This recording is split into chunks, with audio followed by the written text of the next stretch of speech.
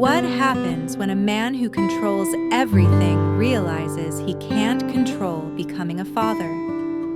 Hello everyone, I hope you're having a wonderful day. Today we're going to explore a warm and joyful chapter in Quang and Linda's journey, where small laughter, gentle moments, and everyday love quietly teach them how to become a family. If you enjoy this story, don't forget to subscribe to the channel so you won't miss the next episodes. Morning arrived quietly, the kind of morning that didn't rush anyone.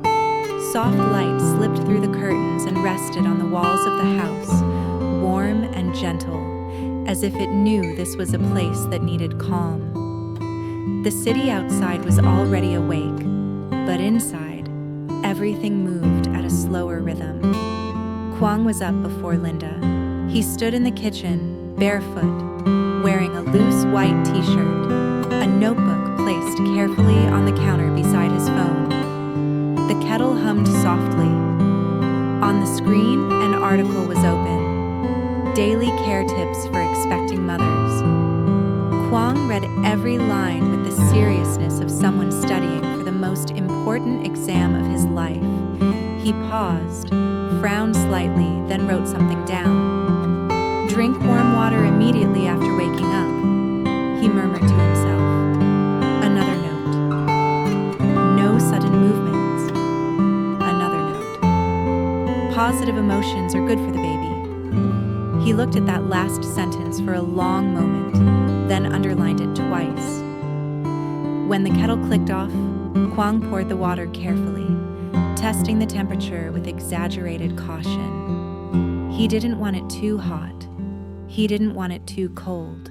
He wanted it exactly right. Behind him, the bedroom door creaked open. Linda stepped out slowly, one hand resting instinctively on her belly. Her hair was slightly messy, her face still soft with sleep. She wore one of Quang's oversized shirts, the hem brushing against her thighs. She paused when she saw him standing so straight in the kitchen, as if on duty. She smiled. "Good morning," she said, her voice low and warm. Quang turned immediately, like a soldier responding to a call. "Good morning," he replied, a little too fast. "Did you sleep well?" "Yes," Linda said. "Why do you look like you're about to give a presentation?" Quang hesitated, then cleared his throat. He picked up the glass of water with both hands and walked toward her carefully, as if carrying something fragile. "Here," he said. "Warm water. It's good to drink first thing in the morning." Linda raised an eyebrow. "Since when do you know that?"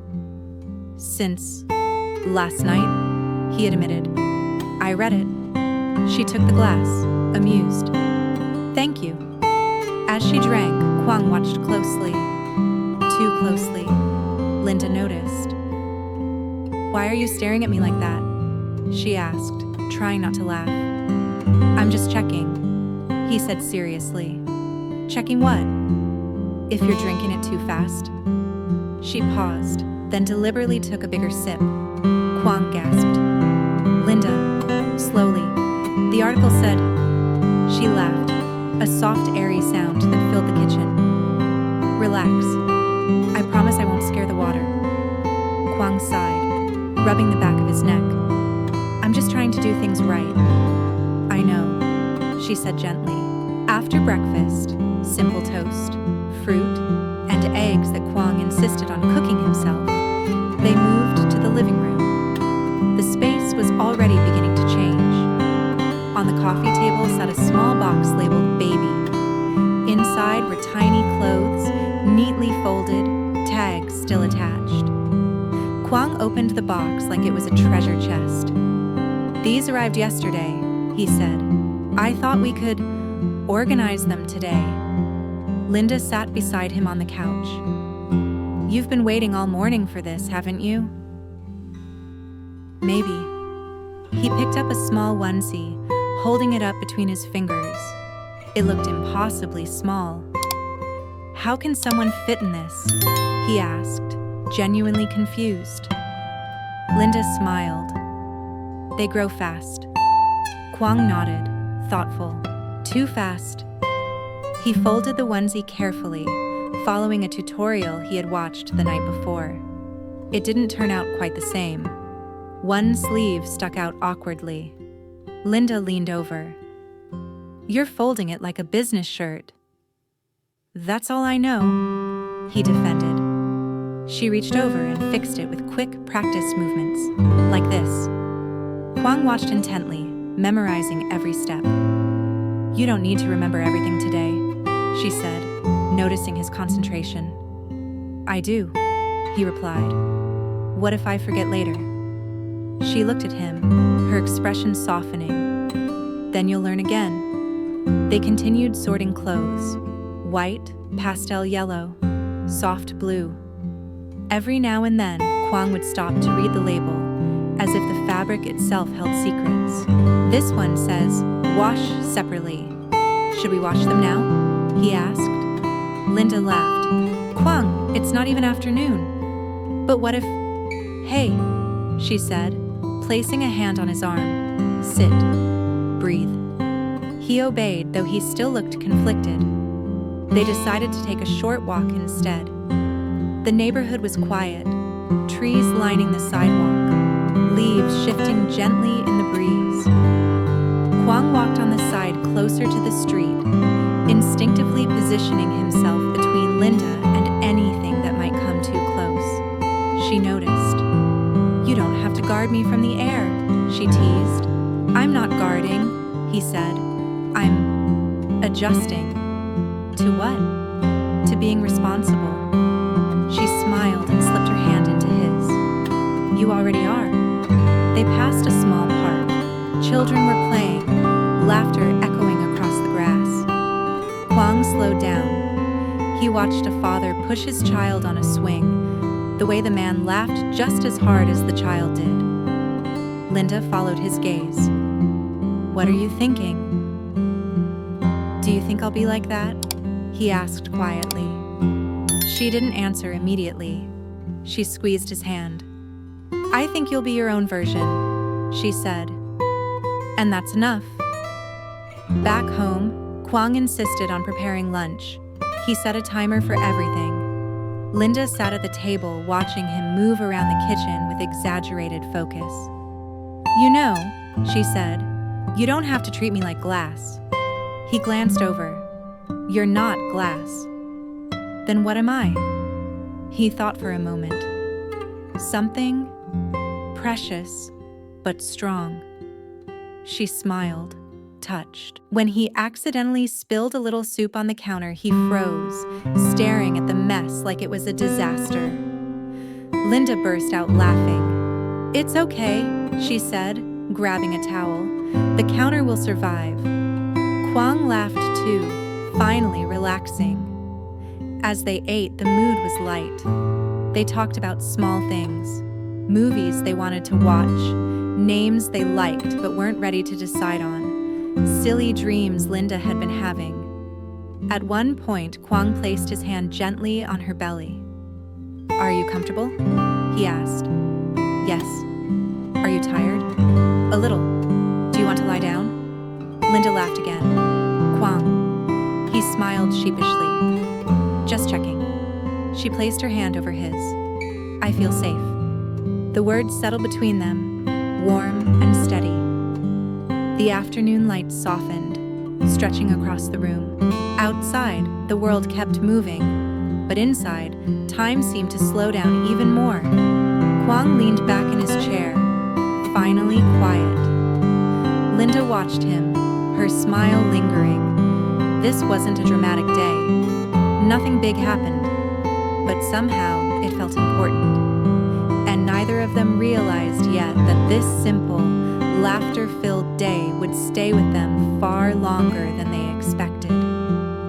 The afternoon eased in like a slow song. The sun sat lower, pouring through the curtains in warm stripes that crawled across the floor like quiet clock hands. Outside, a motorbike passed, and the street returned to its soft hush. Linda stretched out on the couch couch with a pillow behind her back, one hand resting on her belly as if it belonged there now. Quang hovered near the coffee table with his phone in his hand, trying very hard to look casual, which, on him, always meant he was doing the opposite. "You're pacing," Linda said. "I'm not pacing," he answered instantly. "You took 3 steps, turned, and took 3 steps back." "That's repositioning," she laughed. "Come here, Mr. Repositioning." Quang sat on the edge of the couch, leaving a polite gap. Linda leaned in until her shoulder touched his. "You don't have to sit like I'm made of glass," she said. "I know," he murmured. "It's just habit." "Then build a new one." He exhaled and shifted closer. Linda rested her head on his shoulder, and his posture finally softened. His hand found her belly again. This time not like a checkup, more like a quiet promise. After a moment, he whispered, "Do you think the baby can feel my hand?" "Yes," Linda said, eyes half closed. "How do you know?" "Because you're warm," she replied. "And because you ask questions like you're interviewing the universe." Quang chuckled. "I'm trying to be responsible." "You're trying to be a manual." "Manuals are useful." "Manuals don't know me," she said, and it landed gently, like a reminder. Quang's smile turned softer. "That's true." Linda lifted her phone and set it on the table. "New rule." He blinked. "Another rule?" 10 minutes, she said. "No research, no lists, just be here." Quang stared like she'd asked him to stop breathing. Then carefully, he placed his phone face down. 10 minutes, he agreed. They sat in shared silence. The house hummed around them, steady and ordinary. Quang didn't stop thinking, but he stopped turning every thought into a task. When Linda's timer chimed, he looked genuinely surprised, like he'd crossed a line he didn't know he could cross. "I did it," he said, quietly proud. Linda smiled. "You did." He leaned his head back. "I feel lighter." "See?" she teased. "The world didn't end." "Not yet," he said, and she laughed again. Later, they moved to the bedroom where baby clothes were spread across the bed. Pastel onesies, tiny pants, soft blankets. Quang lifted a onesie and held it up. "This is still absurd," he said. "It's not absurd," Linda replied. "It's small. It's smaller than my hand." "That's the point." He tried folding again, slower this time, copying Linda's earlier steps. The result was almost perfect. He stared at it like he'd just won something. "I'm improving," he said. Linda clapped softly. "Look at you." Quang picked up a tiny sock and frowned. "This one, I don't trust." Linda burst out laughing. "Why would you trust a sock?" "It has no structure," he said seriously. "How does it stay on?" "You're overthinking socks." "I have standards." Linda flicked the sock at his chest. "Relax, Mr. CEO."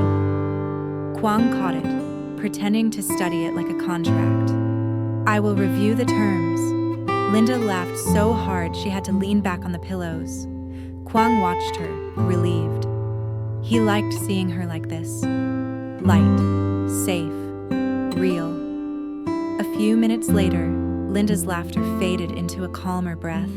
She closed her eyes, one hand on her belly. Quang immediately noticed. "Do you want water?" he asked. "No." "A pillow?" "I have 2. He almost asked something else, then stopped himself. Instead, he sat beside her and held her hand. "Thank you," he said quietly. "For what?" "For reminding me I can just sit here." Linda's mouth curved into a small smile. "Anytime." Then her belly shifted, just a small ripple under Quang's resting palm. His eyes widened. "Was that?" Linda opened her eyes, amused. "Yes." "It kicked?" "Maybe," she whispered, like they were sharing a secret. Quang leaned closer, suddenly reverent. "Hello," he whispered to her belly, then hesitated. "Is it weird to say hello?" "No," Linda said, smiling. He tried again, softer. "Hello. It's your dad. I'm learning. Please don't judge me." Linda laughed, and the sound warmed the room. Quang grinned, like he'd been forgiven for something he hadn't known he was holding. When evening came, they cooked together. Nothing fancy, just something warm. Quang washed vegetables while Linda stirred a simple soup. He checked the heat twice. Linda eyed him. "Are you nervous about soup now too?" "This soup matters," he said. "It's soup." "It's soup for my family," he corrected, as if that made it sacred. Linda smiled. "Okay, sacred soup." Quang stirred too quickly and splashed a little onto the counter. He froze, then looked at Linda like he'd broken something expensive. Linda laughed. "The counter will survive." Quang grabbed a towel, wiping it fast. "Sorry." "It's fine," she said, and then, softer. "Most things are." After dinner, they stepped onto the balcony. The air was cooler, the sky turning deep blue, city lights blinking below like the world was breathing in neon. Quang slipped his hand into Linda's. "I like today," Linda said. "Me too," he answered. "Because it's real. No perfect plans. Just us." Linda turned to him. "You're different when you're not trying so hard." He smiled, embarrassed. "Is that a compliment?" "It is." Quang looked down at her belly, then back at her face. "I keep waiting for a moment where I suddenly know how to do all of this." Linda's eyes softened. "And?" "I don't think that moment exists," he admitted. "I think you just show up."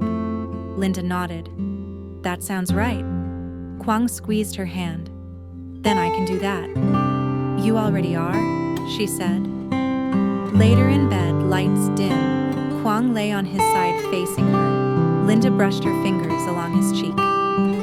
"You were funny today," she whispered. "I wasn't trying," he admitted. "That's why it worked." Quang smiled, eyes heavy. "Good, because trying is exhausting." Linda laughed softly. "Then don't try so hard tomorrow." Quang closed his eyes. "Okay." And as the house settled into night, the day stayed with them, not as a big moment, but as proof that joy could be simple. A few laughs, a warm hand, a tiny kick, and two people learning together how to become a family. Xin chào mọi người. Trong tập này, bà Linda và Linda theo bà và cậu cháu ra nương mía. Dưới nắng sớm, bà vừa chặt mía vừa kể chuyện ngày xưa. Dậy chặt 3 hoặc 4 khúc cho đẹp để bán được giá.